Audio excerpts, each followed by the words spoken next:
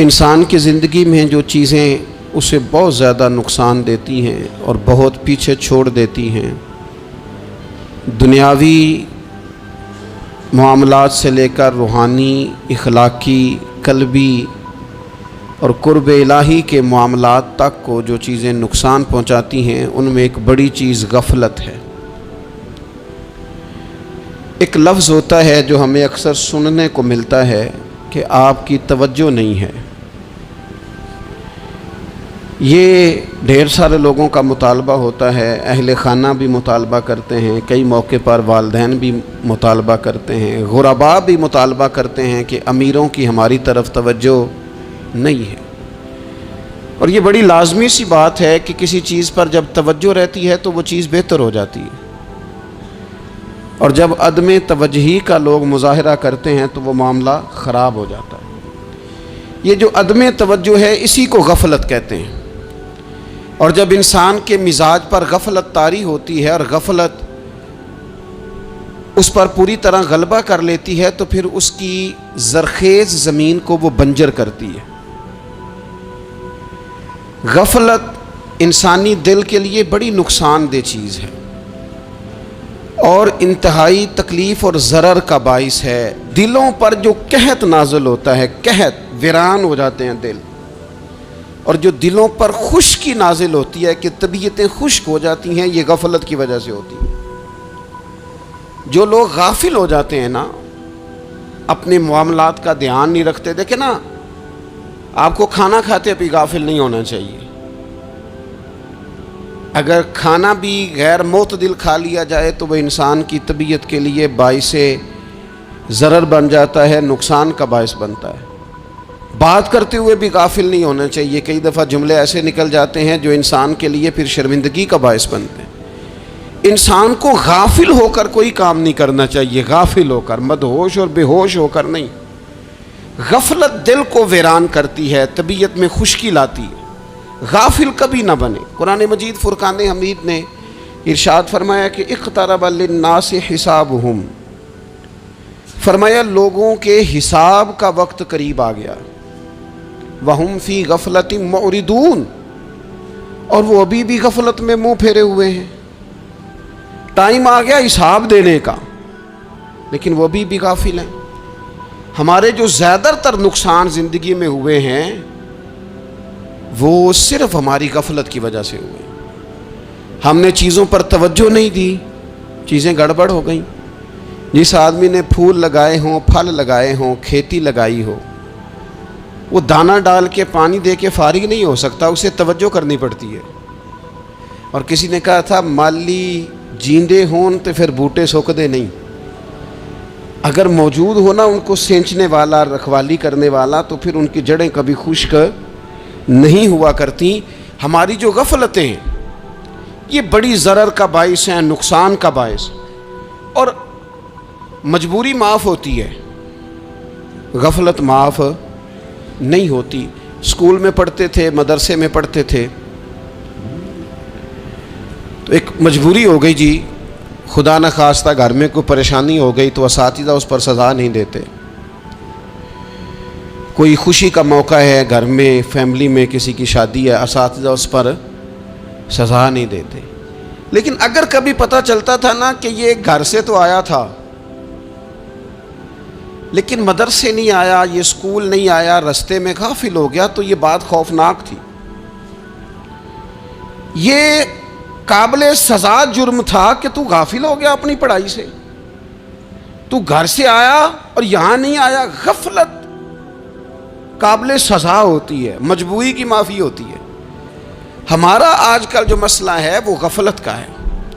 ڈھیر سارے لوگ ہیں، سمجھدار بھی ہیں، سیانے بھی ہیں، معاملہ فہم بھی ہیں، باشعور بھی ہیں، تعلیم کی ڈگریاں بھی رکھتے ہیں، لیکن اگر ان کی زندگیوں کی تکلیفوں کو دیکھا جائے اور بے آباد روح کو دیکھا جائے اور سجدوں سے ان کی دوری کو دیکھا جائے تو ایک ہی بات سمجھ میں آتی ہے کہ پتہ سارا ہے لیکن لے ڈوبی ہے غفلت، توجہ نہیں کی۔ لائق بچہ بھی نالائق ترین زندگی گزارتا ہے، اس لیے کہ اس کے لائق ہونے کے ساتھ ساتھ اس کا توجہ کرنا بھی تو ضروری ہے نا۔ निरे लायक का क्या फ़ायदा अगर वो मेहनती नहीं, अगर वो तवज्जो ही नहीं करता, अपना सबक ध्यान से सुनता पढ़ता ही नहीं, तो भी जितना मर्जी लायक हो पीछे रह जाएगा। और कई नालायक होते हैं, रट्टा लगा के पास होते हैं, पर चलो रट्टा तो लगाते हैं ना, मेहनत तो करते हैं ना, जद्दोजहद तो करते हैं। कई नालायक जद्दोजहद के बाइस आगे गुजर जाते हैं और कोई इसी चक्कर में रह जाते हैं, मैं बड़ा लायक हूँ, कल पढ़ लूँगा, परसों पढ़ लूँगा, हफ्ता तैयारी करके पास हो जाऊँगा। अपनी ज़िंदगी से गफलत का पर्दा उठाएं। और गफलत, उसके लिए फैसला करने की ज़रूरत होती है, प्लानिंग करने की नहीं, फैसला करने की ज़रूरत होती है कि मैंने अब गफलत करनी। हम ना जब भी कोई प्रोग्राम बनाते हैं तो मनसूबाबंदी शुरू कर दें। मनसूबाबंदी ना करें, फैसला करें, कहें कि मैंने गाफिल नहीं होना। गफलत गर्क दुनिया का नाम है।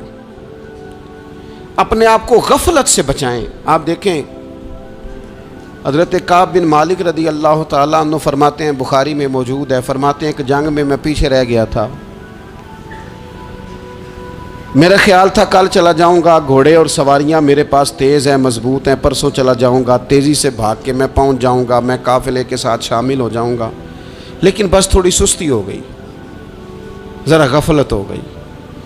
आप फरमाते हैं जब सब लोग चले गए हुजूर अलैहिस्सलाम के साथ जिहाद में और मैं पीछे रह गया, तो फिर जब चंद दिन गुजर गए और महबूब के वापस आने का टाइम हो गया, तो अब मैं गौर करता समझता तो मुझे मदीने में यहाँ बुज़दिल लोग नज़र आते। और कौन नज़र आते? जो मुनाफिक थे।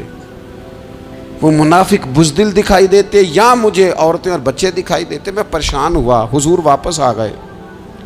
जिन्होंने बहाने किए थे ना मुनाफिकीन ने, ये मजबूरी थी इसलिए नहीं जिहाद पे गए, ये जिन्होंने बहाने किए थे उन्हें मिल गई माफ़ी।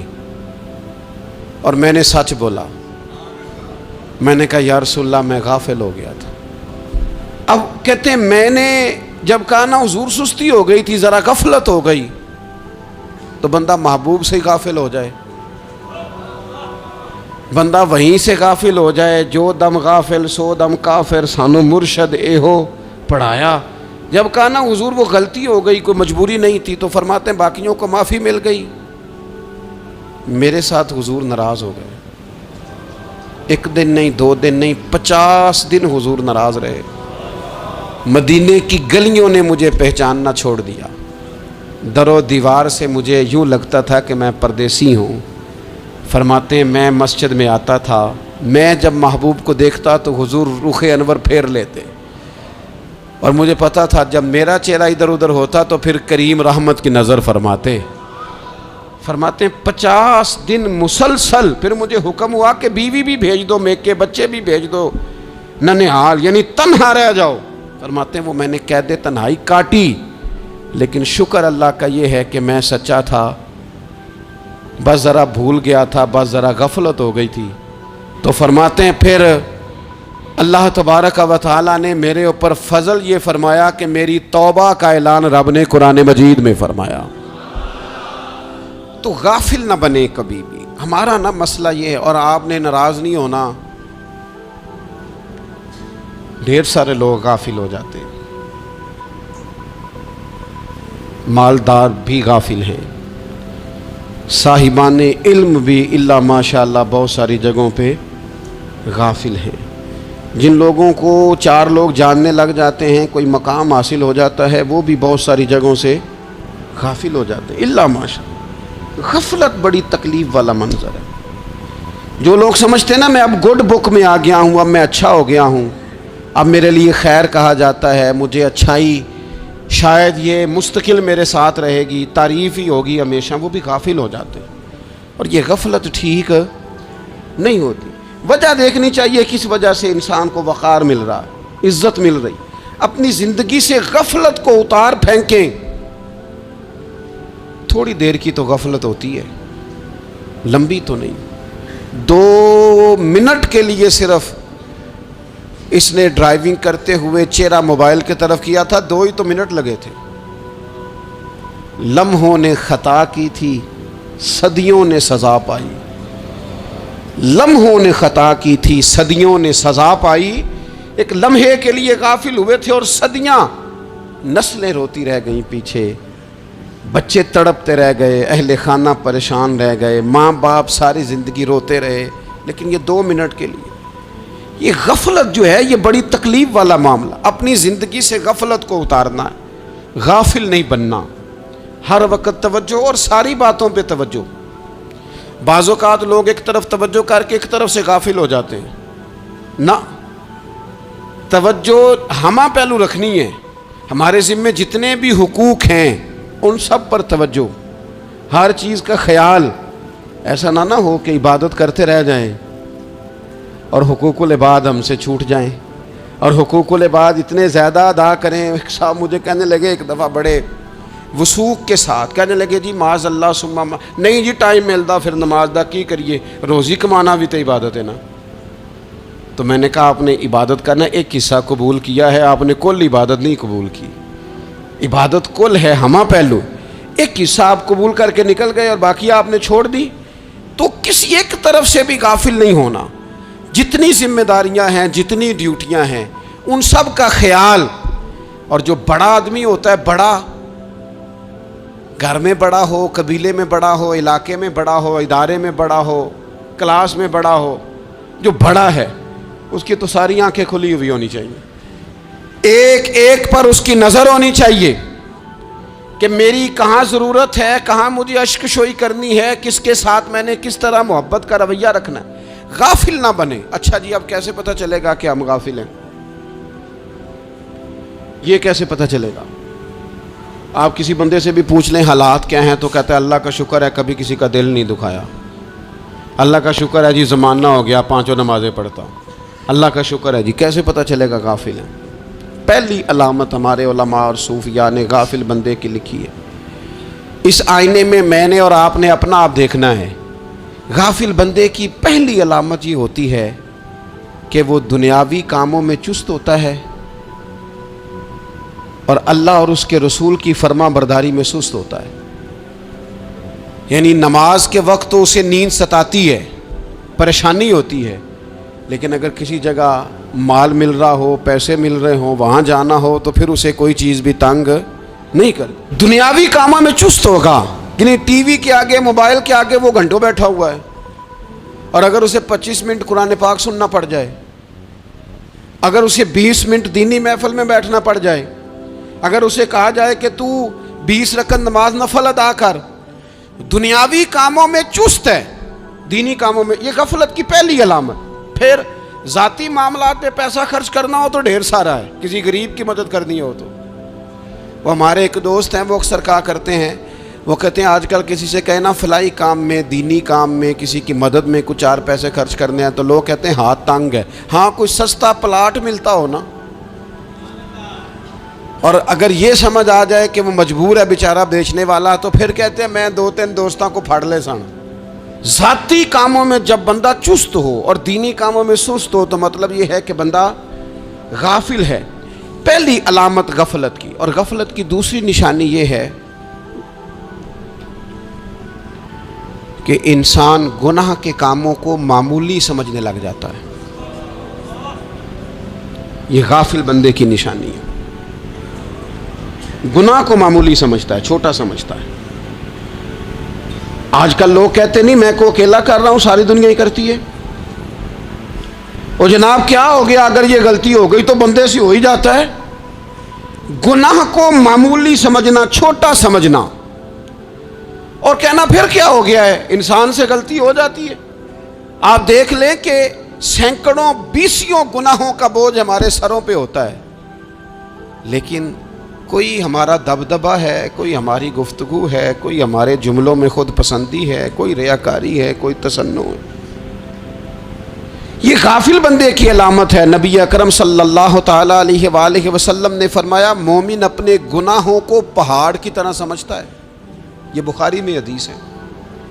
مومن پہاڑ کی طرح جانتا ہے اور وہ ڈرتا ہے کہ کہیں وہ پہاڑ اس کے اوپر گر نہ جائے، یعنی کہیں مجھے میرے گناہ کی سزا نہ مل جائے. چھوٹے گناہ کو بھی پہاڑ جانتا ہے، یار مجھ سے غلطی ہو گئی، مجھے ٹھیک کر لینی چاہیے، مجھے معافی لے لینی چاہیے، مجھے توبہ کر لینی چاہیے. مومن اپنے اوپر گناہ کو پہاڑ کی جانب سمجھتا ہے. اور حضور علیہ الصلوۃ والسلام فرماتے ہیں کہ یہ جو فاسق اور فاجر ہوتا ہے نا، اللہ کا نافرمان، یہ گناہ کو مکھی کی طرح سمجھتا ہے. یہ سمجھتا ہے میں نے اشارہ کرنا ہے مکھی نے اڑ جانا ہے. مومن کی علامت یہ ہے کہ وہ پہاڑ جانتا ہے اگر غلطی ہو جائے تو پہاڑ. امام اعظم ابو حنیفہ رحمۃ اللہ علیہ گزر رہے تھے تو بارش ہو گئی تھی اور کوفہ میں کیچڑ تھا, تو آپ نے جو جوتے پہنے ہوئے تھے ان جوتوں سے چلتے ہوئے نا آپ کے پاؤں سے کچھ مٹی اڑی, تو سامنے ایک یہودی تھا. اب اس زمانے میں دیواریں کچی ہوتی تھیں, اس کے دیوار پر جا کے وہ مٹی جو تھی وہ لگ گئی.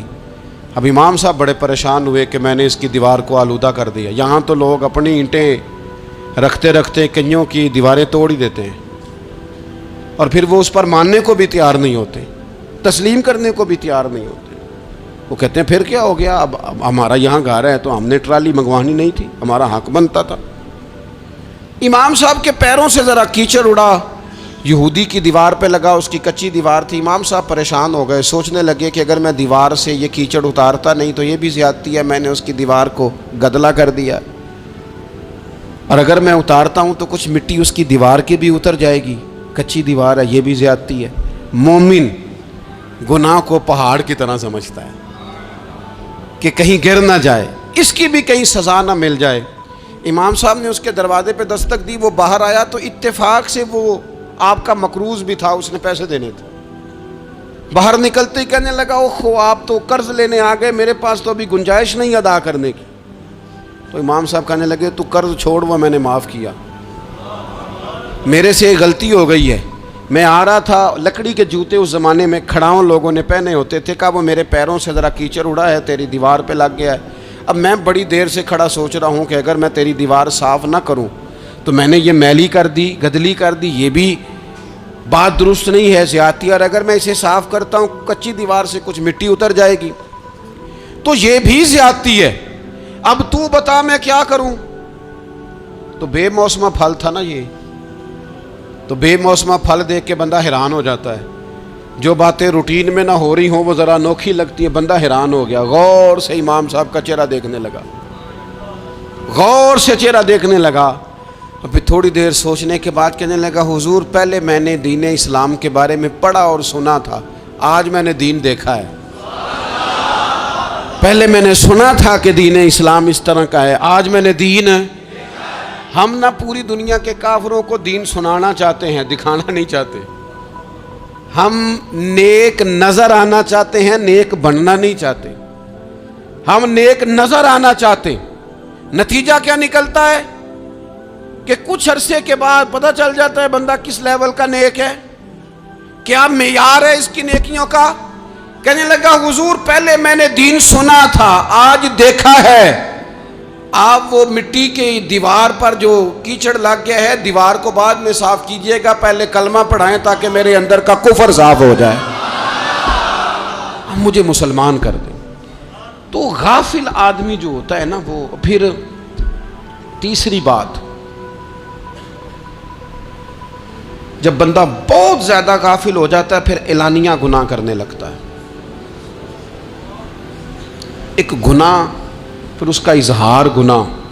ایک بندہ حدیث پاک میں آتا ہے, ایک بندہ رات کو کوئی غلطی کرتا ہے, اللہ تعالیٰ اس پہ پردہ ڈال دیتا ہے, لیکن وہ سویرے خود لوگوں کو بتاتا پھرتا ہے میں نے یہ کیا, میں نے یہ کیا. جب آپ اظہار گناہ کرتے ہیں نا تو سامنے والا بھی دلیر ہوتا ہے, کہتا ہے اس نے کیا میں کر لوں گا تو پھر کیا ہوا. ہمارے علماء نے لکھا ہے کسی کی نماز قضا ہو جائے تو کسی کو بتائے نہ, قضا پڑھ ڈالے, اس کا جگہ جگہ ذکر نہ کرے. جب آپ کہیں گے نا میری قضا ہو گئی تو آپ کے ساتھ رہنے والا بچہ دوست سمجھے گا یار اس کی قضا ہو گئی یا تو میری بھی ہو جائے گی تو کیا ہوا. گناہ کرنا بھی گناہ ہے اور گناہ کا اظہار بھی گناہ ہے. نبی اکرم صلی اللہ تعالیٰ علیہ وآلہ وسلم نے ارشاد فرمایا میری ساری امت کو معافی مل جائے گی سوائے ان لوگوں کے جو اعلانیہ گناہ کرتے ہیں. یہ بخاری مسلم دونوں میں حدیث موجود ہے. جو اعلانیہ گناہ, جنہوں نے خود ساری دنیا کو گواہ بنا لیا, میں نے یہ بھی جرم کیا, یہ بھی کیا, یہ بھی کیا, یہ بھی کیا, خود انہوں نے لوگوں کے, بہت بڑے غافل آدمی کی علامت ہے کہ گناہ کرے اور پھر اوپر سے اعلانیہ گناہ کرے, اتنا بڑا جرم کرے. پھر چوتھی علامت اگر ہم دیکھنا چاہیں کہ ہم غافل تو نہیں. تو غافل بندے کی چوتھی علامت یہ ہوتی ہے کہ وہ فضول کاموں میں وقت بڑا ضائع کرتا ہے. فضولیات میں ادھر بیٹھے ہیں ادھر بیٹھے ہیں, یہاں گپ شپ ہو رہی ہے, وہاں موبائل دیکھا جا رہا ہے, پھر کچھ ٹائم ملا ہے تو پھر کہیں دور دراز کسی ہوٹل پہ کھانا کھانے چلے گئے, پھر کچھ ٹائم ملا تو چلو نکلتے ہیں ذرا کوئی ہفتہ سیر کر آتے ہیں, یہاں گپ شپ ہے, فلاں کو ڈسکس کر لیتے ہیں, فلاں کے بارے میں بات کر لیتے ہیں, سیاسی تبصرے کر لیتے ہیں, یہ تھوڑی گفتگو ہو جاتی, چلے محلے داروں پہ تبصرہ شروع کرتے ہیں, کون روٹی زیادہ کھا رہا ہے اور کس کے پاس پیسے زیادہ آ گئے, چلو جا کے پتہ کرتے ہیں. حالانکہ یہ پتہ نہیں کرنا چاہیے تھا, پتہ تو اس کا کرنا چاہیے تھا جو بیچارہ کل سے بھوکا ہے. خبر تو اس کی رکھنی چاہیے تھی جس بیچارے کے گھر میں بچوں کے لیے پہننے کو کپڑے موجود نہیں ہیں.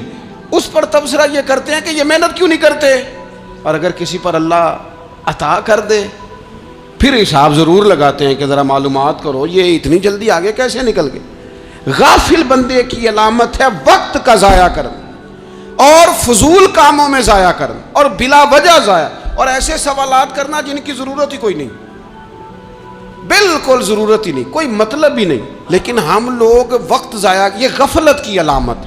غفلت اللہ والوں کی علامت کیا تھی؟ ایک بات انہوں نے زندگی میں لے لی, سیکھ لی, پھر ساری زندگی اسی پہ گزار دی. ان کا ارادہ تھا نا کشکول سیدھا کیا. کچھ لوگ ساری زندگی لیکچر قبول لے کے سن کے پھر بھی سمجھنے کو تیار. یہ غافل دل کی علامت ہے. اس لیے نبی پاک صلی اللہ تعالی علیہ وسلم نے فرمایا دو نعمتیں ایسی ہیں جن میں اکثر لوگ غفلت میں ہیں, ایک صحت اور دوسری فراغت. لوگ بلا وجہ وقت ضائع کرتے ہیں. اللہ نے صحت دی ہے, کسی خیر کے کام میں لگائیں. اگر آپ کے پاس فارغ وقت ہے تو قرآن پاک کو یاد کریں, ترجمہ اور تفسیر سے پڑھیں, محبوب پاک علیہ السلام کی احادیث کو یاد کریں, اللہ والوں کی باتیں سنیں. وقت ملے تو عبادات میں لگائیں, نوافل میں لگائیں, تلاوت میں لگائیں, ذکر اذکار میں لگائیں, اور پھر اللہ مزید توفیق عطا کرے تو کسی کے بھلے میں وقت لگائیں. گلی سے کوئی کانٹا اٹھائیں, کوئی روڑا اٹھائیں, کوئی کسی کی مدد کریں. لیکن یہ غافل ہونے کی علامت ہے کہ اپنے وقت کو ضائع کرنا. اور پھر اسی طرح غفلت کی پانچویں علامت یہ ہے کہ اگر بندے کو دنیا سے پورا پیار ہو جائے, یعنی شب قدر میں بھی آ کے کہتا ہے یا اللہ کبھی پیسے دے دینا, شب برات والے دن بھی کہتا ہے کہ مالک اگر کبھی کوئی ایسا سبب لگ جائے نا, یعنی بیت اللہ شریف کے سامنے کھڑے ہو کے بھی اگر اس نے مال ہی مانگنا ہے وہاں بھی اس نے یہی سوال کرنا ہے, حب دنیا اتنی غالب آ جائے. تو یہ غافل ہونے کی علامت. دنیا ضرورت ہے, مقصد نہیں ہے. دنیا کی حاجت ہے, مقصد نہیں ہے. یہ مقصود نہیں. اور جب لوگ فقط دنیا کے مال کو, دولت کو, نبی پاک علیہ السلام نے فرمایا وہ لعنتی ہے جو درہم اور دینار کا بندہ بن گیا ہے,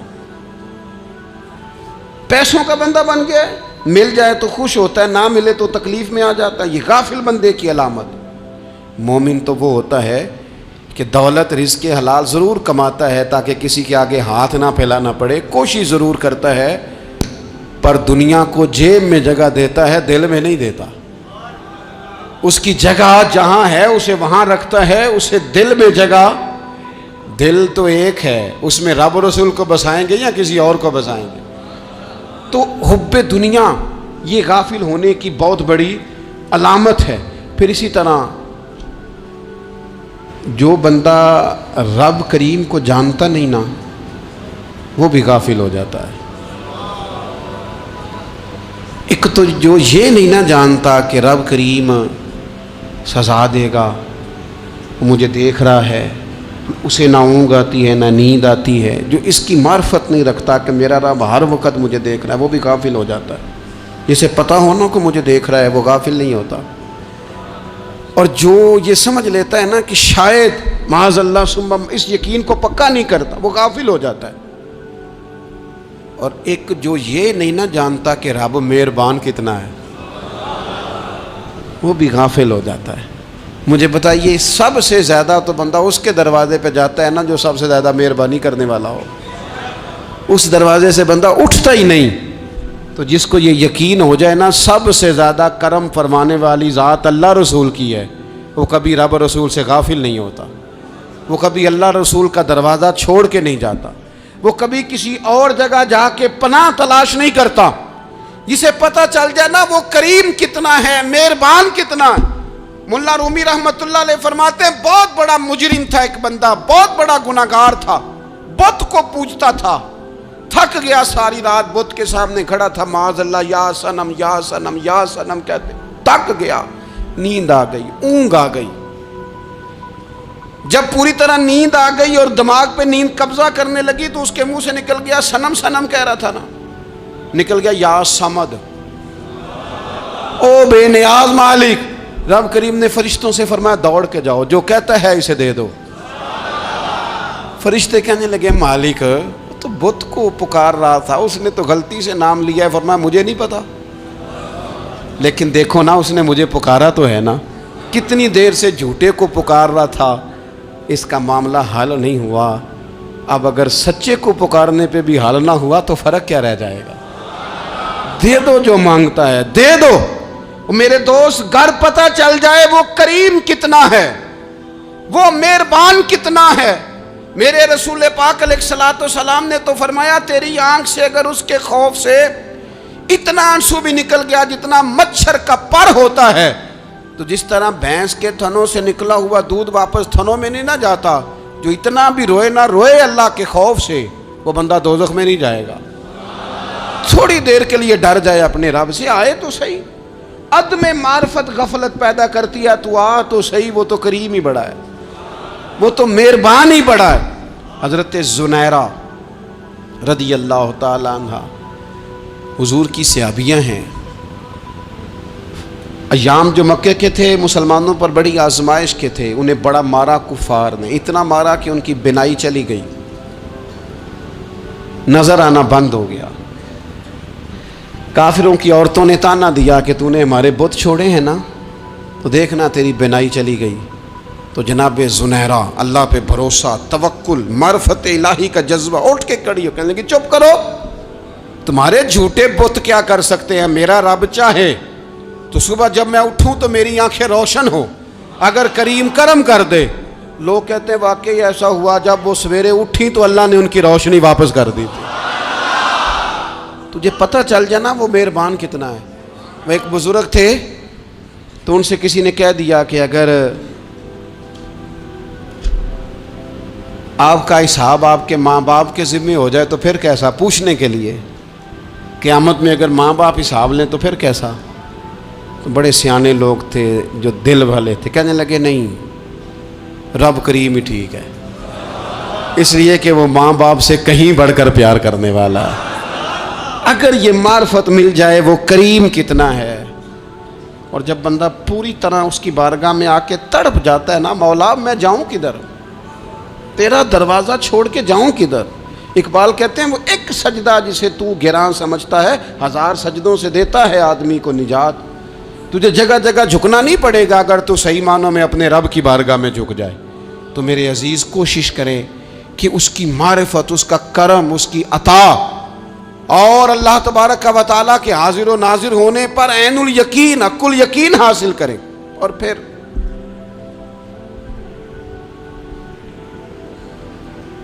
آٹھویں بات یہ ہے کہ غافل لوگوں کی صحبت بھی بندے کو غافل کر دیتی ہے۔ غافلوں کی صحبت میں نہ بیٹھیں، ان کی صحبت میں بیٹھیں جن کے پاس بیٹھنے سے دل میں رب رسول کی محبت پیدا ہوتی ہے۔ غافلوں سے بچیں۔ چنگیاں دے لڑ لگی ساں تے چولی چ پھل پئے، تے جدوں میں پیڑیاں دے سنگ رل گئی تے میرے اگلے بھی ڈول گئے۔ برے آدمی کی صحبت بندے کو غافل کر دیتی۔ غافلوں کی صحبت میں کبھی نہ بیٹھیں، کبھی نہیں۔ غافل آدمی آپ کو غافل کر دے گا۔ میرے نبی پاک علیہ الصلوۃ والسلام نے فرمایا انسان اپنے دوست کے مذہب پر ہوتا ہے۔ یہ بہت بڑے لفظ ہیں۔ فرمایا المرء علی دین خلیلہ، انسان اپنے دوست کے مذہب پر ہوتا ہے۔ تو دیکھ تو نے دوست کس کو بنایا ہے، جو تیرے دوست کا مذہب ہوگا وہی تیرا ہو جائے گا۔ ہم نے دوست بنایا نا غوث پاک جیلانی کو، ہم نے یاری لگائی ہے نا داتا علی اجمیری سے، ہماری نسبت ہے نا معین الدین اجمیری سے، ہمارا تعلق ہے نا بہاؤالدین زکریہ ملتانی سے، ہمارا رشتہ ہے نا حضرت مجدد الفسانی سے، ہم ماننے والے ہیں نا اعلیٰ حضرت بریلوی کے، ہمارا تعلق ہے کبھی جماعت علی سے کبھی مہر علی سے، ہمارا ان سے تعلق ہے تو صبح شام ہماری زبان پہ رہتا ہے بالغ العلا بکمالہ کشفت دجا بجمالہ حسنت جمیع خصالہ صلو علیہ وآلہ۔ ان سے تعلق جڑا ہے نا تو کئی دفعہ تنہائیاں تڑپا دیتی ہیں اور تڑپ کے کہتے ہیں آج سکھ متران دی ودیری، آج سکھ متران دی، سکھ کہتے ہیں اڈیق کو، متر کہتے ہیں محبوب کو، اج سکھ متران دی ودھیری ہے، اے کیوں دلڑی اداس گھنیری ہے، لوں لوں وچ شوق چنگیری ہے، اج نینا لائیاں کیوں جھڑیاں، سبحان اللہ سبحان اللہ سبحان اللہ۔ پہلے کہتے ہیں سکھ متران دی ودھیری ہے یعنی اداس ہوں، پھر حضور کے جلووں پہ نظر کرتے ہیں، کہتے ہیں سبحان اللہ سبحان اللہ، ماں اجمل کا ماں احسن کا ماں اکمل کا، اور پھر فوراً کہنے لگے او کتھے مہر علی، او کتھے مہر علی، کتھے مہر علی تے کتھے تیری سنا، اب ویکھو مشتاق اکھیں کتھے جاڑیاں، بلغ العلا بے کمال کشفت دجا بے، اور میرے اعلیٰ حضرت کہنے لگے سرور کہوں کہ مالک و مولا کہوں، باغ خلیل کا گلے زیبا کہوں تجھے، تیرے تو وصف عیب تناہی سے ہیں بری، حیران ہوں میرے شاہ میں کیا کیا کہوں تجھے۔ غافل آدمی کی علامت ہے برے لوگوں کی صحبت میں، خبردار ان کے پاس نہ بیٹھنا جن کے پاس بیٹھنے سے تمہارے دلوں میں اولیاء اللہ اللہ کے بندوں کی عداوت پیدا ہو، خبردار خبردار ان کے پاس نہ بیٹھنا جن کے پاس بیٹھنے سے تمہارے دلوں میں حضور کی اولاد پاک کے بارے میں شک پیدا ہو، خبردار اس شخص کے پاس نہ بیٹھنا جو امام حسین ابن علی کے بارے میں کوئی کمزور بات کرتا ہو، بچنا، خبردار اس سے بچنا جو حضور کے صحابہ کے بارے میں بات کرے، بچنا بچنا اس سے، جو سیدنا ابو بکر صدیق کے بارے میں کوئی، دیکھو کیا مقدر ہیں صدیق و فاروق کے، جن کے گھر ہی رحمتوں کے خزینے میں، بھلا کیا کہا نبی پاک، حضور نے فرمایا میرے اوپر جس نے نیکی کی تھی بدلہ دے دیا ہے، یہ جو میرے ابو بکر صدیق ہے نا، ان کو میں اللہ کی بارگاہ میں لے جاؤں گا، کہوں گا مالک تو ہی بدلہ عطا فرما۔ ایک ہاتھ میں جناب صدیق کا ہاتھ پکڑا، ایک میں حضرت عمر کا ہاتھ پکڑا، اور حضور مسجد نبوی سے باہر آ رہے ہیں، دیکھنے والے کی زبان سے بے ساختہ سبحان اللہ نکل گیا، کیا شان ہے کیا مقدر ہے۔ تو حضور علیہ السلام رک گئے اور روک کے فرمایا تو حیران ہو رہا ہے نا، تو حیران ہو رہا ہے نا کہ میں نے ایک ہاتھ میں ابو بکر کو پکڑا ہے، ایک میں عمر کو پکڑا ہے، فرمایا قیامت میں جب میری قبر کھلے گی تو میں اسی طرح قبر سے نکلوں گا، اس طرح میدان محشر میں میں آؤں گا۔ خبردار حضور وفاداروں کے وفادار رہنا، ان کے وفادار رہنا، ان کے وفادار رہنا۔ بڑا عجیب دور آیا ہے، ہم نے یہ دور دیکھا ہے کہ لوگ حضور کے صحابہ کے بارے میں بھی بات کریں گے، اب نبی پاک کی اولاد پاک کے بارے کو بھی ڈسکس کیا جائے گا۔ اپنا منہ تو دیکھ، اپنی حیثیت دیکھ، اور پھر وہ بندے دیکھ جن کو اللہ نے چن کے اپنے محبوب کی غلامی کے لیے حضور کے قریب بٹھایا ہے۔ تو بچنا ایسے لوگوں سے، پرہیز کرنا، خبردار عقیدہ ستھرا رکھنا، عقیدہ ستھرا رکھنا، صاف رہنا، پاکیزہ رہنا، غافلوں کی صحبت سے بچنا۔ بڑا ڈرتے ہیں اللہ سے، دعائیں مانگتے ہیں یا اللہ نسلوں میں بھی وہی بندے پیدا فرما جو عقیدے پکے رکھنے والے ہیں، وہ بندے پیدا فرما ہماری نسلوں میں۔ ایک وہ بندہ بھی غافل ہو جاتا ہے جو امیدیں لمبی لگا لیتا ہے،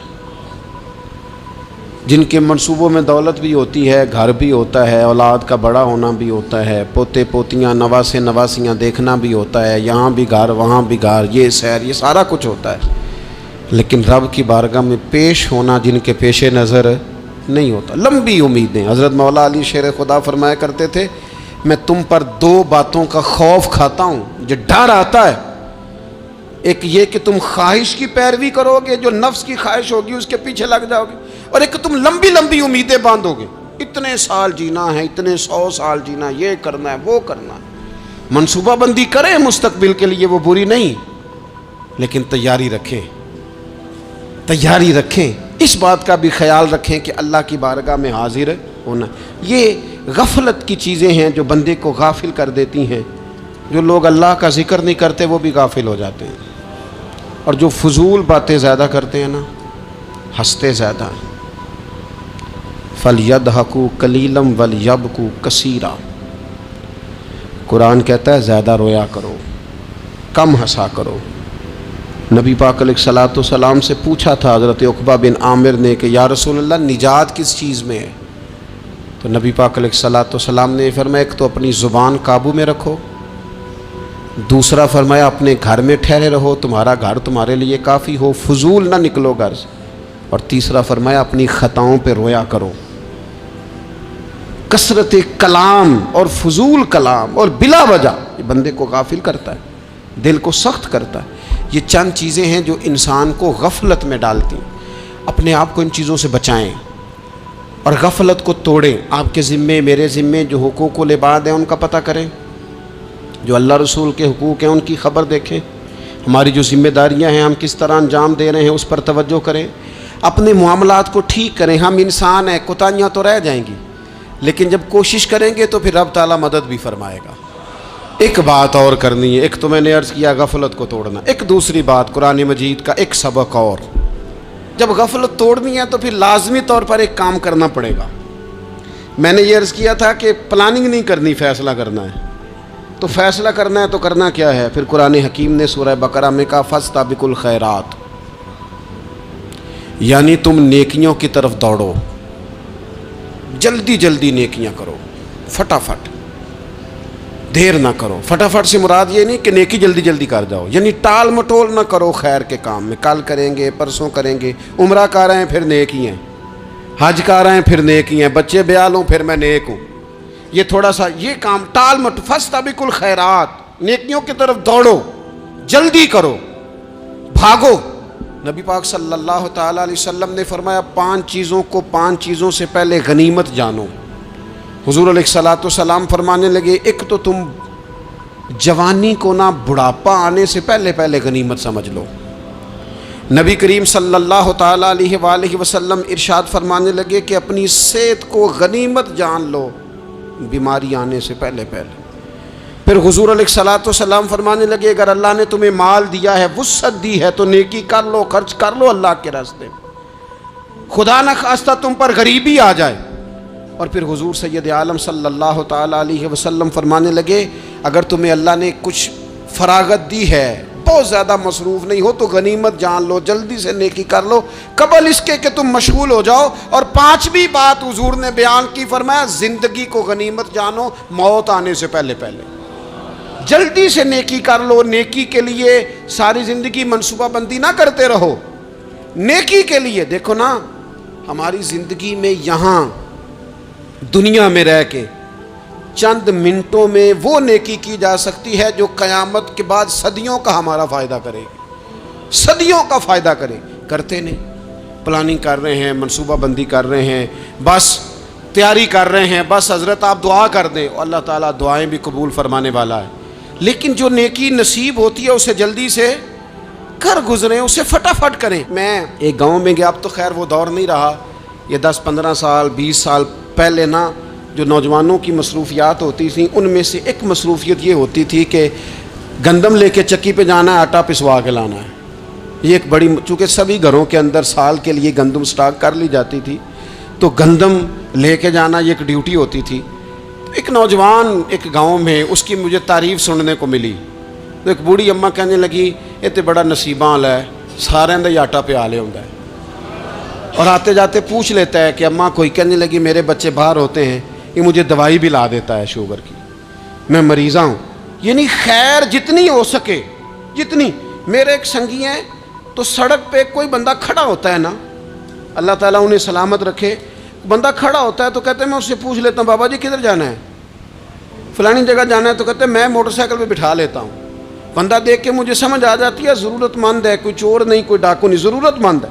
میں اسے منزل تک نیکی جتنی میسر آئے، جس حد تک میسر آئے. کیا کہا ہمارے نبی پاک علیہ السلام نے؟ حضور نے ہم سے فرمایا کچھ نہ ہو سکے تو بات ہی مسکرا کے کر لینا، اس پر ہی اللہ صدقے کا ثواب عطا کر. فاستبقوا الخیرات، جلدی سے نیکی کر لو. اپنے نامہ اعمال میں روز نیکیاں جمع کرو، کوئی نہ کوئی خیر کا کام روز کرو اور جلدی سے کرو.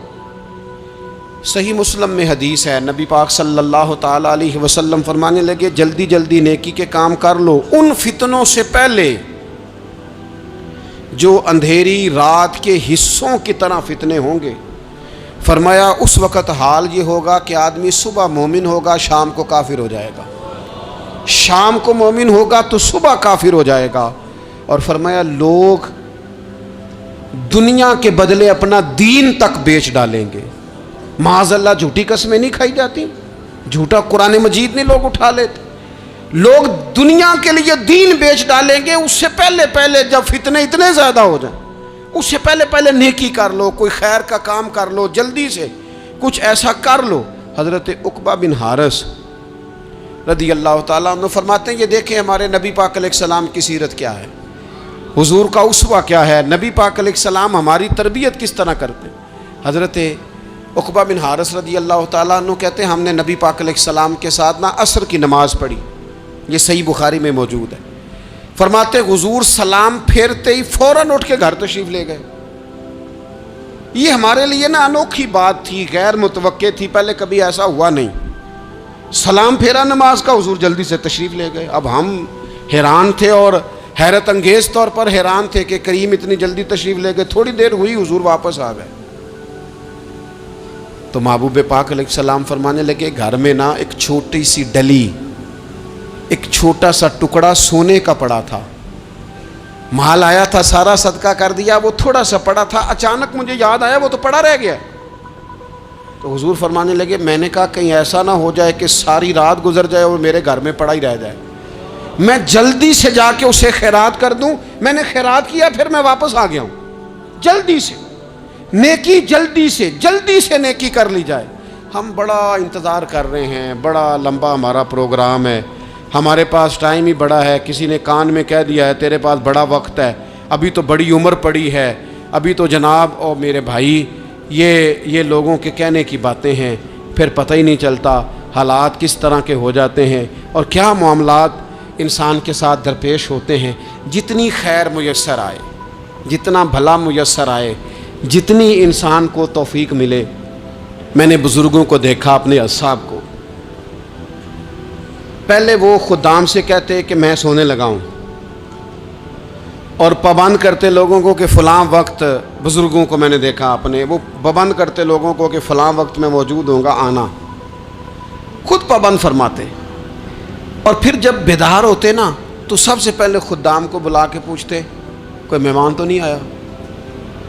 وہ جناب آپ نے خود ہی تو پابند فرمایا فلاں دن آنا. کہنے لگے چل یار اگر کوئی آیا تو مجھے ملا لو، میری ملاقات کرا لو. کیوں؟ اس لیے کہ دور سے آیا ہے، مجھ سے ملنے آیا ہے، کوئی خیر کی بات سیکھنے آیا. چلو میرے نامہ اعمال میں کو نیکی جائے گی. کچھ نہ کچھ خیر جمع کر لی جائے، کچھ نہ کچھ ڈیوٹی کر لی جائے، کچھ کام کریں اور جلدی سے کریں. حضرت جابر ابن عبداللہ انصاری رضی اللہ تعالیٰ عنہ بیان کرتے ہیں، یہ بھی بخاری میں موجود ہے. کہتے ہیں ایک صحابی نبی پاک علیہ السلام کی بارگاہ میں حاضر ہوئے غزوہ احد کے موقع پر، اور حال ان کا یہ تھا کہ وہ کھجور کھا رہے تھے اور کھجور انہوں نے منہ میں رکھی ہوئی تھی. حضور کی بارگاہ میں حاضر ہوئے اور عرض کرنے لگے یا رسول اللہ صلی اللہ تعالی علیہ وسلم اگر میں شہید کر دیا جاؤں تو کہاں جاؤں گا؟ حضور فرمانے لگے جنت میں. تو کہتے انہوں نے جو کھجور منہ کے اندر تھی وہ انہوں نے نگلی نہیں، اندر نہیں لے گئے، اس کو باہر نکالا اور دوڑ کے آگے بڑھے اور جنگ کرنی شروع کر دی. اور لڑتے لڑتے شہید ہو گئے۔ کیا سبق دیا انہوں نے؟ سبق یہ دیا کہ نیکی کرنے میں اتنی دیر بھی نہیں کرنی جتنی کھجور کھانے میں دیر لگتی ہے۔ جلدی سے نیکی کرنی ہے، فٹافٹ نیکی کرنی، اس کے اندر ٹال مٹول نہیں کرنا۔ اسی وقت انہوں نے کھجور باہر نکال دی، دوڑ کے انہوں نے حضرت انس بن نضر رضی اللہ تعالیٰ عنہ، حضرت انس بن مالک رضی اللہ تعالیٰ عنہ کے چچا ہیں، میدان احد میں نا، احد پہاڑ کے قریب کھڑے تھے، لوگوں سے کہہ رہے تھے جلدی جلدی ادھر آؤ، وہ جنت جو انسان کو انتقال کے بعد نصیب ہوگی اور قیامت کے بعد نصیب ہوگی، فرماتے تھے مجھے تو ابھی احد پہاڑ کے اندر سے جنت کی خوشبو آ بھی رہی ہے، لہذا جلدی سے آؤ، ادھر دوڑو، جہاد کرو، آؤ کفار سے لڑیں۔ تو نیکی میں دیر نہیں کرنی، جو نیکی میسر آتی ہے، جس کو میسر، ماں باپ میسر ہیں تو خدمت کر لیں، اہل خانہ ہیں تو حسن سلوک کر لیں، اللہ نے اولاد دی ہے تو اچھی تربیت کر لیں، دوست ہیں تو خیر خواہی کر لیں، اگر آپ کو اللہ رمضان عطا کرتا ہے تو زیادہ سے زیادہ اس کی عبادت کر لیں، اگر نظر ٹھیک ہے تو تلاوت زیادہ سے زیادہ کر لیں، زبان چلتی ہے تو رج رج کے مدینے والے محبوب پہ درود و سلام پڑھ لیں، اللہ تعالیٰ کا ذکر کر لیں، جلدی سے خیر جمع کریں، اپنے وقت کو ضائع نہ کریں۔ یہ آج کا سبق ہے کہ ایک تو ہم نے فیصلہ کرنا ہے کہ بس غفلت نہیں، اب غفلت، اب انشاءاللہ اللہ اللہ کرنی ہے، اب کوئی خیر کا کام کرنا ہے۔ میرے حضرت کا ایک جملہ کبھی نہیں بھولنا، فرمایا کرتے تھے زمین کے اوپر کام، نیچے جا کے آرام، یہ چھوڑ دیں اتنے گھنٹے سونا ہے تو یہ کرنا ہے تو میری نیند میں دخل کوئی نہ ڈالے، پھر سوتے ہی رہ جائیں گے، سوتے ہی رہ جائیں گے۔ زمین کے اوپر کام اور نیچے جا کے جاگنا ہے، جاگ لے افلاک کے سائے تلے، پھر حشر تک سوتا رہے گا خاک کے سائے تلے۔ اب جاگ لے افلاک کے سائے کے نیچے، جاگ، کھول آنکھیں، ہر وقت کا سونا، ہر وقت سونا، ہر وقت جو اپنے آرام کی فکر کرنا، اس سے نکل آئیں اور اچھا کھانا اور اچھا پہننا اور بس اپنی مرضی کی زندگی من چاہی جینا، اس سے باہر آئیں، فیصلہ کریں، فیصلہ کہ اب غفلت نہیں کرنی، اگر اللہ نے کوئی صلاحیت دی ہے تو اسے دین کے کام پہ لگانا ہے، کوئی ڈیوٹی کرنی ہے، کوئی خدمت کرنی ہے۔ دیکھو خدمتیں ہو رہی ہیں، صدیق اکبر مال دے رہے ہیں، عثمان غنی مال دے رہے ہیں، مولا علی نے تلوار پکڑی ہے، میدان میں جا رہے ہیں، فاروق اعظم گلی گلی نگر نگر رسول اللہ کے دین کی پہرے داری کر رہے ہیں، حضرت جناب سیدنا سلمان فارسی ابو ذر غفاری حضور کی مسجد میں جھاڑو دے رہے ہیں، اور بلال حبشی وہ نبی پاک کی مسجد میں اذان پڑھتے پڑھتے رب نے اتنا عروج فرمایا کہ کعبے کی چھت پہ کھڑے ہو کے بھی اذان پڑھنی شروع، انہوں نے اذان دے دی۔ تو کوئی کام کرنا ہے، غفلت کو توڑنا ہے اور نیکی کرنی ہے، ذرا جلدی جلدی خیر کا کام کرنا ہے، نہیں ایسے نہیں، فٹافٹ۔ کیسے جی؟ فٹافٹ، تو فٹافٹ کام کریں خیر کا، جلدی جلدی۔ تو یہ خیر کا کام فٹافٹ، جلدی جلدی اور بڑی جلدی اور دوڑ دھوپ کے، اور جب آپ کرتے جائیں گے نا تو پھر اللہ تعالیٰ مواقع بناتا جائے گا۔